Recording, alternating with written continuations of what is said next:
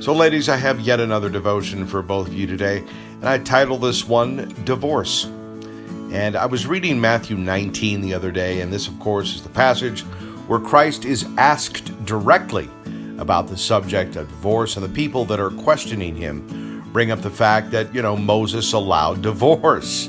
And Christ said, well, the only reason why he did that was because of the hardness of the heart of the people around him. And of course, in a general sense, I think that's why we tolerate it. Not just in the secular relationship, but in Christian relationships as well. It's because even as believers, we have fallen natures, and so we tend to justify divorce and almost canonize it in a sense, to where even in Christian circles, I think the divorce rate is almost identical as to what it is in secular circles.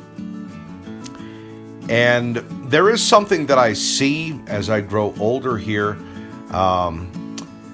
among some of the elderly crowd of believers, which I really don't like, and I'm just going to be honest about it.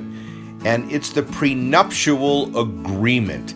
Maybe that's kind of the real subject of this devotion. But, a lot of the elderly people, they've built up their retirements, right? And they've built up their savings.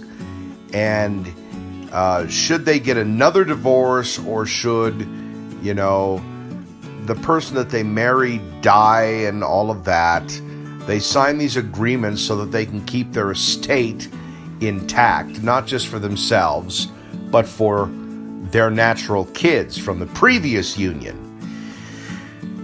And I'd have to say that I really have a lot of problems with that. I mean, I think some people have an unbelievable desire, even in the face of being divorced or widowed, to go out and cleave again. I mean, they just can't bear to live alone. I mean, that's just unthinkable. And so they marry, and then they sign these prenuptial agreements, right before they marry or while they're getting married. And then they find themselves in this marriage where they don't really love the person that they marry in a deep way. And that contributes to friction in the marriage. And then to add to that, they've signed this prenuptial agreement, which further, in a roundabout way, kind of separates themselves further from the person that they marry. And then you have, the extended families, the kids and family members of the two parties that have married again.